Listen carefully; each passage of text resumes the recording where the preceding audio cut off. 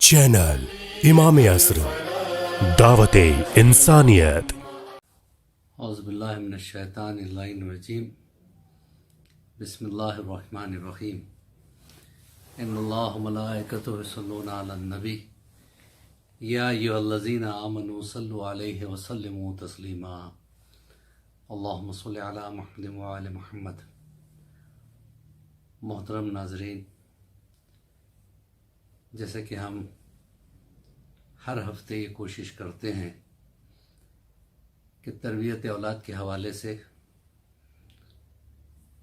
اسلام کی بالکل basic knowledge بچوں تک پہنچایا جائے، خاص کر ان بچوں کے لیے جہاں ان کو آس پاس دینی ادارے نہیں ملتے یا کچھ مدرسے وغیرہ کا انتظام نہیں ہے، اور وہ بچوں تک جو ہے نا یہ نالج پہنچے۔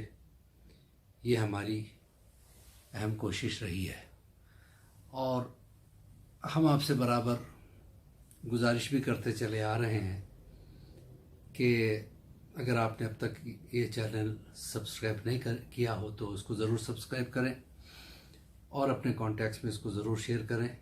ہو سکتا ہے آپ کے ذریعے سے کسی معصوم بچے تک یہ باتیں پہنچ جائیں اور آپ ثواب جاریہ میں شریک ہو جائیں انشاءاللہ۔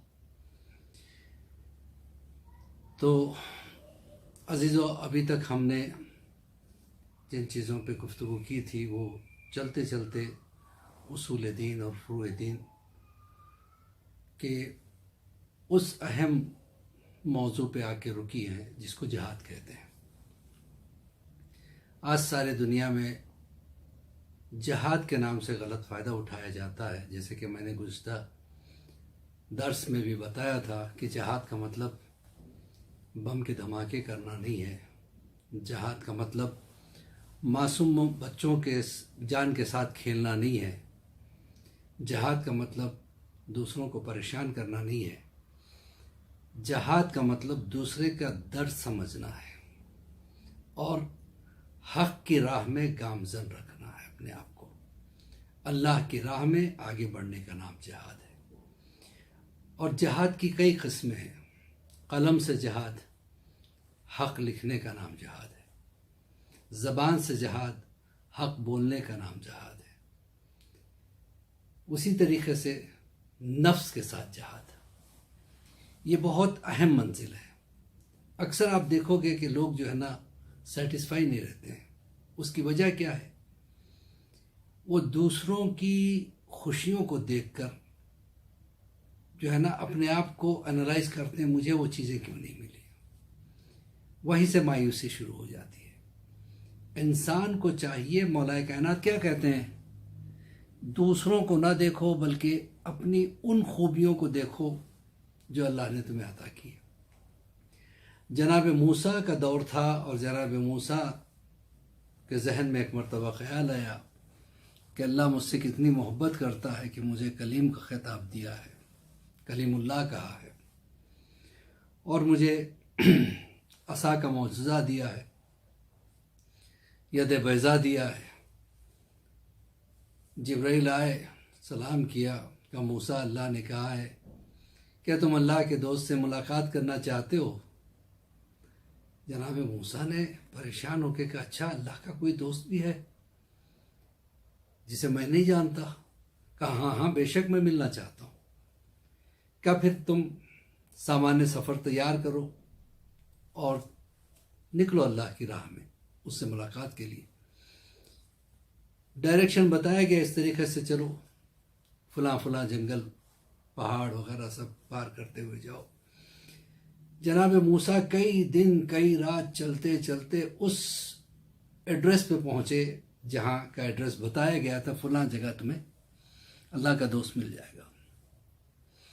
وہاں ایک غار تھا، اس غار میں موسیٰ نے دیکھا ایک بالکل بوڑھی سی عورت جس کی نہ آنکھیں جو ہے نہ صحیح ہے، نہ وہ دیکھ سکتی ہیں، نہ پیر صحیح ہے، نہ ہاتھ صحیح ہے۔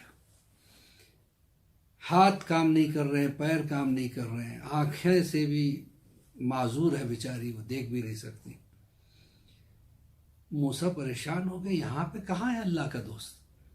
دیکھا کہ اس بڑھیا کے چہرے پہ مکھیاں بھن بنا رہی ہیں، اس میں طاقت نہیں ہے کہ وہ ہاتھ سے اس کو اڑا بھی سکے۔ موسیٰ نے کہا پروردگار، تو نے یہ ایڈریس بتایا تھا، یہ پتا دیا تھا، میں یہاں تو پہنچ گیا، اس اشتیاق میں پہنچا کہ تیرے دوست سے ملاقات کروں گا، لیکن مالک یہاں پہ تیرا دوست ہے کہاں؟ کہا جاؤ اس کے قریب میں جاؤ موسیٰ، تمہیں پتہ چل جائے گا۔ جیسے اس بڑھیا کے قریب میں جناب موسیٰ پہنچے، بڑھیا جبکہ دیکھ نہیں سکتی تھی، دونوں آنکھوں سے اندھی، اس نے کہا سلام موسیٰ، آپ تشریف لے آئے؟ موسیٰ کو حیرت ہوئی، کہا کہ تو مجھے دیکھ نہیں سکتی، تجھے کیسے پتہ چل گیا کہ میں آ گیا ہوں؟ بڑھیا نے مسکرا کے کہا کہ موسیٰ، جس دوست نے آپ کو میرا پتہ دیا تھا اسی نے مجھے آپ کا پتہ دیا ہے۔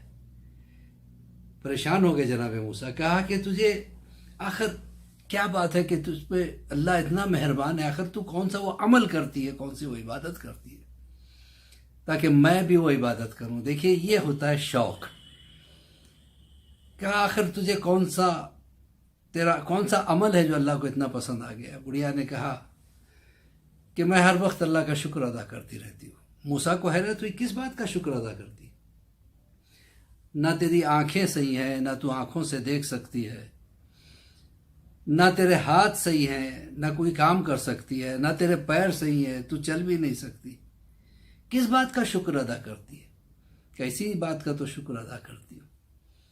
آنکھیں ہوتی تو شاید میں کسی نامحرم کو دیکھنے کا گناہ کر بیٹھتی، ہاتھ ہوتے تو پتہ نہیں کچھ غلط کام بھی کر دیتی، پیر ہوتے تو شاید میں غلط راستوں پہ چلی جاتی۔ میں شکر اس بات کا کرتی ہوں کہ اللہ نے ان طاقتوں کو لے کے مجھے زیادہ زیادہ ایک جگہ بیٹھ کے اللہ کی عبادت کرنے کا موقع دیا۔ دیکھیے اللہ کا شکر ادا کرنا چاہیے۔ نفس پہ کنٹرول کرنے کا نام جہاد ہے، دوسروں کے درد کو سمجھنے کا نام جہاد ہے۔ ایک عالم دین ہوا کرتے تھے، اس زمانے کی بات ہے جب جو ہے نا قلم تراش کے بنائے جاتے تھے اور وہ انک میں ڈبو کے اس سے لکھایا جاتا تھا۔ تو انہوں نے انک میں ڈبویا قلم کو، اس کے بعد جب اٹھایا انہوں نے تو اس پہ ایک مکھی بیٹھ کے وہ انک کو، وہ روشنائی کو پینے لگی۔ اب انہوں نے یہ سوچا کہ شاید یہ پیسی ہے، اس کو ایسے ہی رہنا چاہیے، تو بہت دیر تک وہ اسی طریقے سے ہاتھ کو ہلائے بنا بیٹھے رہے، اور مکھی بھی کافی دیر تک بیٹھی رہی، اس کے بعد اڑ گئی۔